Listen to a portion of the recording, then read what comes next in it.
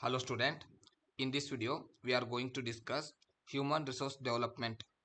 So human resource development HDI, in this topic we have to read the meaning and the importance. First we will discuss meaning.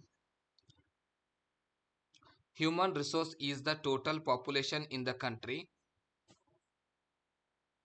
The population with high efficiency, high education, technical skills, high organizational skills, high intelligence, critical knowledge is called human resource, or it is also called as human capital.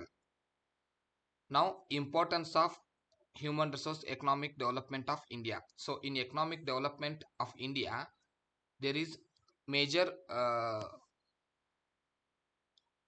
features that provide importance of human resource.